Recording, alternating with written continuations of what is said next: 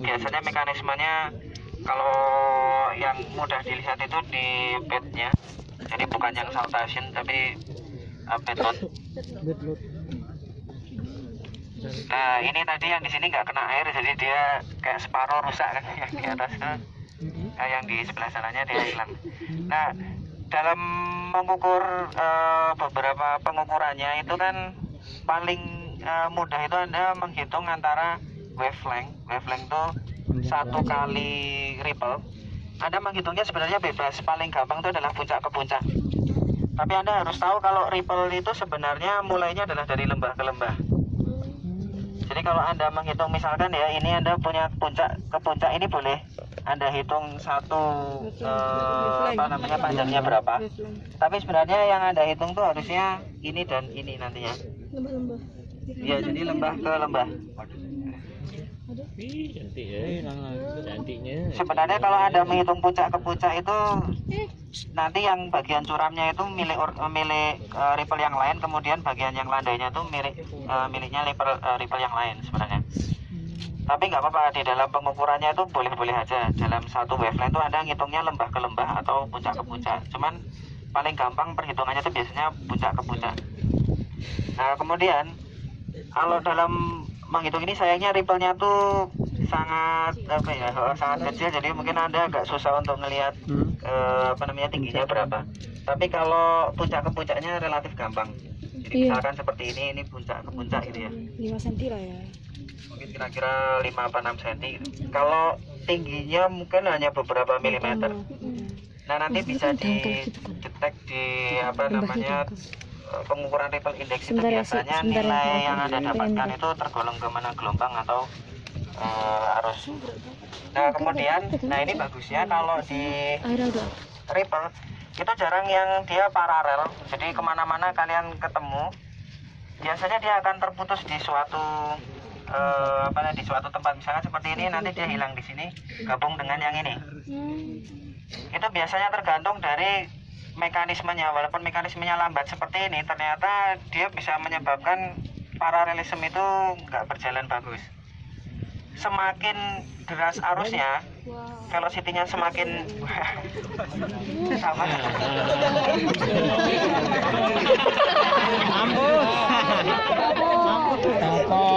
Siapa itu di situ? Gusto.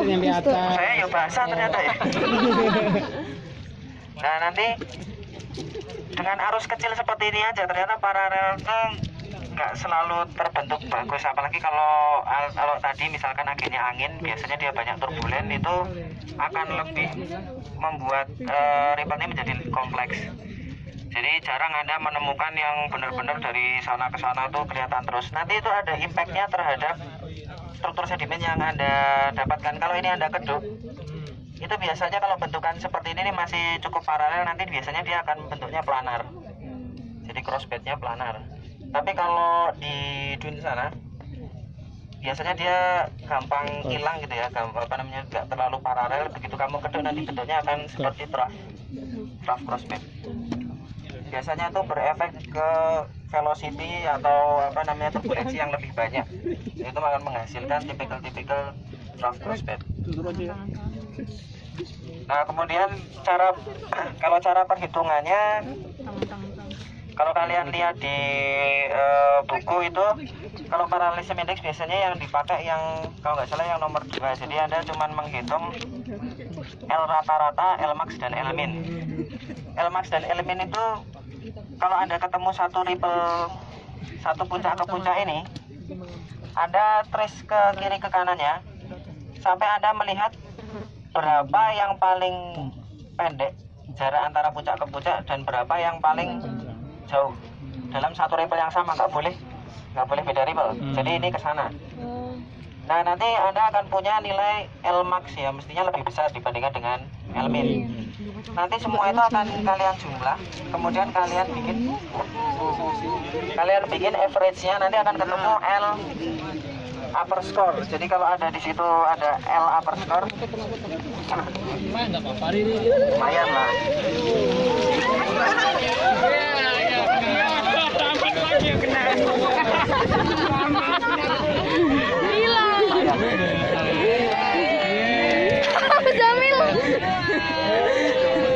Masih ganteng ya, Pak? Jamil ganteng ya? Gimana? Buaya problem yuk.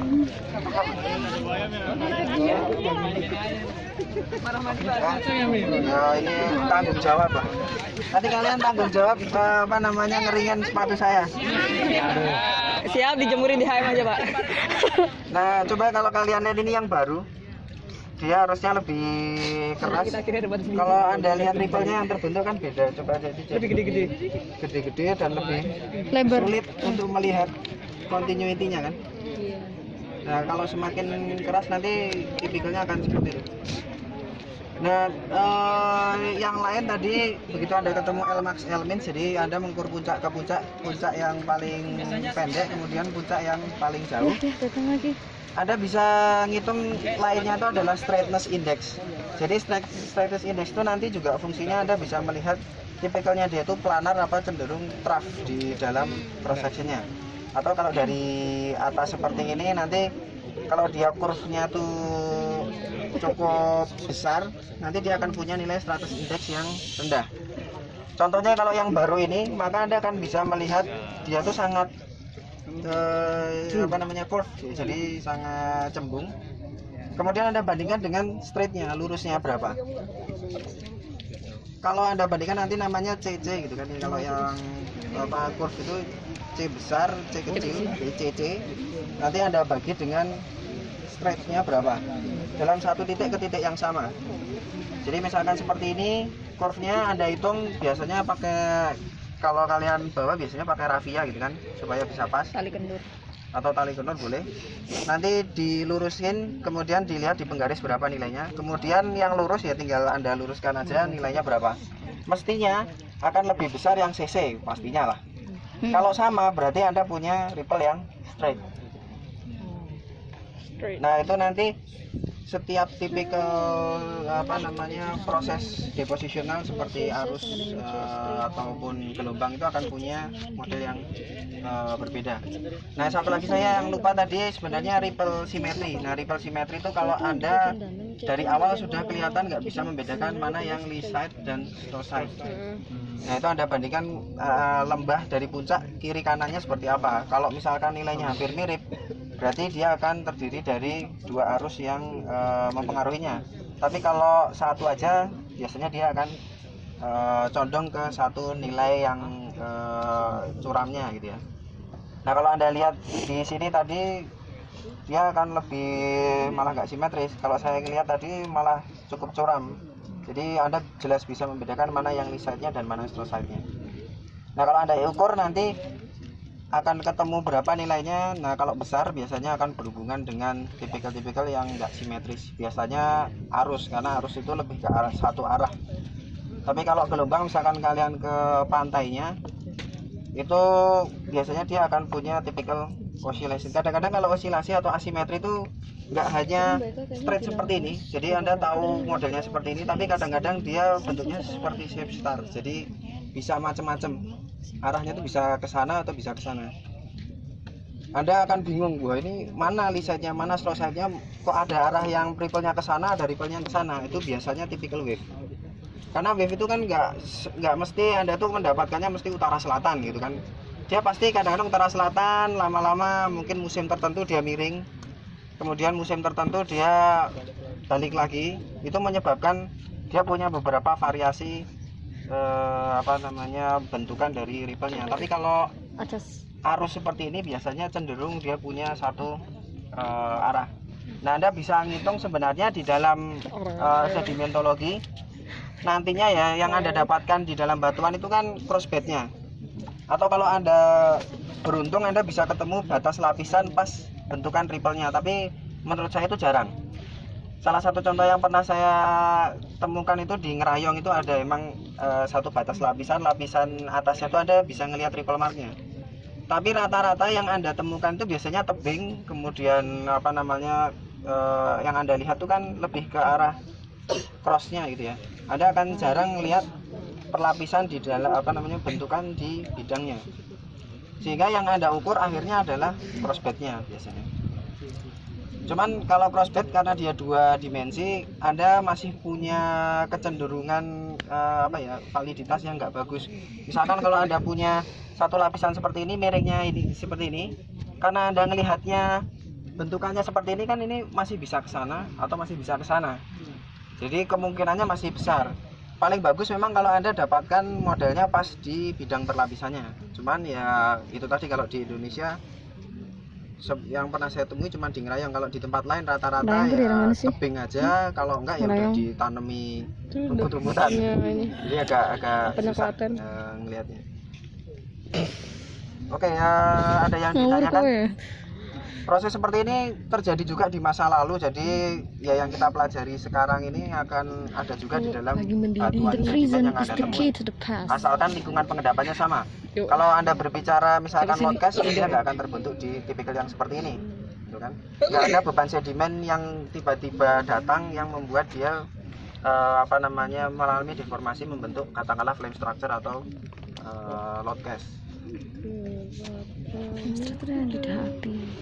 Oke, nah ini ada struktur sedimen yang baru dari manusia kalau ini. Leo kabut. Ini buru apa ini? Vertikal. Trail. Horizontal. Trail.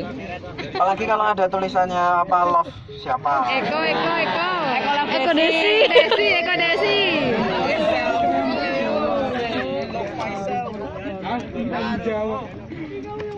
Oke, ada yang ditanyakan sebelum kita, ya ini terpaksa kita kembali ya karena nggak bisa mengambil data. Atau ya kalau Anda habis ngambil data,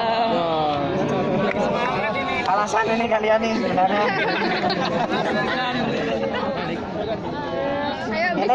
Ini udah hilang, ini tempat kita tadi udah hilang. Ya, ada lagi yang baru. Ada lagi yang baru. Tapi paling enggak kalian sudah membuat data tadi di tebing Brexit, jadi bisa Anda kumpulkan nanti. Ya alamat. Oke, ada yang lain. Jadi ada fungsinya ya kalian bikin parallelism index atau Anda mengukur ripple yang terjadi sekarang, karena itu ada hubungannya dengan nanti kalau Anda menemukan di dalam batuan sedimen umumnya. Oke, sebelum saya akhiri ada pertanyaan mungkin? Pak, tadi kalau misalkan yang ripple-nya itu nggak menerus, maksudnya kita tuh ngukur menerusnya tuh harus sampai dimensi panjangnya itu seberapa gitu? Apa cuma yang penting ada 1 meter atau gimana? Soalnya kan kita tuh bisa tahu ini continuousnya ke sini kan nggak boleh arah ke samping tapi harus lurus terus. Itu gimana ya Pak? Kalau parallelism index itu intinya kan selama kamu masih bisa melihat, kalau parallelism itu satu lekukan aja. Jadi kalau misalkan kamu ketemu panjang tapi lekukannya itu katakanlah cuman kecil seperti ini, yang kamu hitung lekukannya aja. Kalau straightness itu kayak kalau continue itu berarti begitu kamu kehilangan puncak, nah itu berarti itu hasil akhirnya. Kalau misalkan kamu ngelihat ripple-nya itu panjang, ya terpaksa kamu hitungnya sampai ujung ke sana sampai kamu yakin dia hilang. Karena walaupun Anda punya katakanlah arus yang biasa aja, suatu saat ripple itu pasti hilang. Jadi dia nggak akan murni straight bener-bener bagus kemana-mana, pasti dia akan meliuk-liuk, akan hilang, kemudian keganti mungkin di atasnya di bagian bawahnya atau atasnya gitu kan. Nah kalau misalkan putus, ya itu berarti ukurannya sampai ke situ. Tapi kalau kamu melihat parallelism index itu selama dia bergelombang, kamu ambil salah satu gelombangnya aja. Jadi dari satu gelombang kurvnya ini, kemudian straightnya berapa? Iya, straight. Tapi kalau yang satu continuous index harus tahu mana berakhirnya dari satu puncak ke dari satu puncak. Di situ yang dianggap sebagai satu nilainya itu. Gitu kan? Pak, mau nanya Pak, apakah ripple itu pada zaman dahulu kan misalnya bisa terbentuk, sampai sekarang kita bisa temukan ripple pada zaman dahulu nggak? Yang bisa kita interpretasi apakah dia arusnya dari arah mana ke mana gitu. Soalnya kan ripple kan kebanyakan terbentuk yang tidak resisten. Dia tidak resisten karena mudah untuk tererosi oleh arus. Nah, jadinya pada zaman dahulu ketika terbentuk ripple, apakah kita bisa kita bisa temukan pada ripple pada batuan yang terdapat ripple pada zaman dulu gitu misalnya. Bisa. Ripple itu sebenarnya menurut saya adalah struktur sedimen yang cukup mudah kalian temui sebenarnya. Payungku. Karena identifikasinya adalah begitu kalau kamu ngelihat dari satu lapisan batuan kamu ketemu crossbed, itu berarti di situ ripple-nya. Jadi sedimentasi ripple-nya itu kamu ngelihatnya dari samping. Tapi kalau kamu ngelihatnya dari atas itu ripple. Jadi seperti ini nih kan sedimentasi jalan terus, walaupun ini rusak, tapi nanti jalan terus, kemudian dia bisa standby, nanti atasnya ripple-nya akan jalan lagi. Itu dia akan membentuk nanti kalau kamu mungkin kalau lain waktu ya, kamu bawa cangkul, kemudian kamu coba gali, nanti akan kelihatan crossbednya. Ini misalkan gali aja cuma 30 cm, nanti kelihatan crossbednya. Karena ini kan berlangsungnya cukup waktu yang cukup lama ya. Kalau kita ngelihat sehari ya emang kadang-kadang itu hilang gitu kan. Tapi kalau Anda ngelihatnya secara continuity, jadi Anda coba buka ini, bikin pit di sini, nanti kelihatan ripple-nya. Bahkan kalau di dunnya tadi itu sebelum kalian masuk ke kanan itu kan ada rumah yang belakangnya dun, itu dia keruk, itu nanti kelihatan ripple-nya gede-gede. Crossbednya nanti kelihatan gede-gede. Itu yang crossbednya kita buka di galiannya itu emang apa ya? Emang terbentuknya tuh awet gitu ya, Pak? Iya. Karena kan dia sedimentasi. Jadi seperti itu nanti datang berikutnya. Jadi dia ngisi nggak mesti hilang. Tapi dia tetap kemudian ada sedimen lagi, partikel sedimen lagi yang terbentuk di atasnya. Jadi yang awet dan dalam yang udah gampang hancur itu yang di permukaannya. Yang di permukaannya. Karena di permukaannya kan kita ngelihat hanya per jam ini. Tapi kalau waktu yang lama dia itu sebenarnya mengendapkan sesuatu. Mengendapkan di dalamnya. Itu kalau mengendapkan di dalamnya juga butuh waktu yang udah nggak keganggu, baru dia ketumpuk lapisan yang seperti itu. Dan ya kita kalau ngelihat dari jangka waktu geologi yang mungkin dalam 1 meter itu aja bisa sampai ratusan ribu tahun atau mungkin ribuan tahun lah. Itu ya proses ini kan berjalan sangat lama. Iya, Pak. Kalau kita ngelihat sekali ya hilang, nggak hilang. Oke. Ripple yang simetri tadi buat nentuin arahnya sama hubungannya sama nyari paleokarnya gimana ya, Pak? Kan itu nanti nggak kita nentuin arahnya susah kan ya, Pak? Soalnya itu kan simetris gitu. Kalau simetris emang nggak bisa? Nggak bisa. Berarti nggak bisa dihubungin sama paleokarnya. Nggak bisa. Kalau ripple-nya itu simetris dia nggak bisa. Nggak bisa. Cuman itu malah paling nggak sebagai penanda kalau kamu punya payung. Maria, gue umbrella. Para wanita terendam. Ulangi sekali-sekali dipakai itu jarak ke lapangan. Nanti paling terakhir saya besok pakai ini lagi pas KL. Oke? Ada yang ditanyakan lagi? Enggak. Desi, Pak, Desi. 4.000. Kalau sudah ya Pengen minum nanti kita cari ya di Oke, terima kasih. Untuk SCA ini kan itu dong payungnya. jadi jangan lupa PCL-nya dicatat. Nanti untuk di laporan ini tadi penjelasan para medis sebagai pelaporan untuk SCA Ripple ya. Ya, jadi yang paling nilainya dari yang paling lengkap aja yang paling bagus. Itu masuk mata. Bisa nyatet sesuai persis kayak Mas Dodi.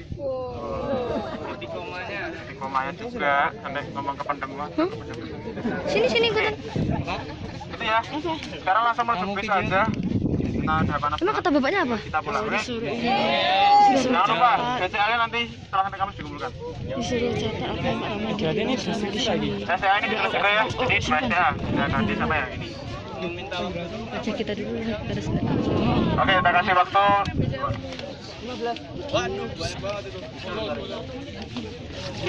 menit ya. Oke, 10 menit. Yuk. Suruh ngapain? 10 menit apa? Ini bebas. Bebas ya? Sulit bebas. Sarang. Mana kamu kita ayo aja kita. Hai. Oh, ada flashnya, aku baru nyadar. Gila, salah tuh habis baterai coy. Ya ampun, gak usah deh. Kita muter dulu lah, 1, 2, 3. Muter gitu. Wow. Udah stop. Ya, laporan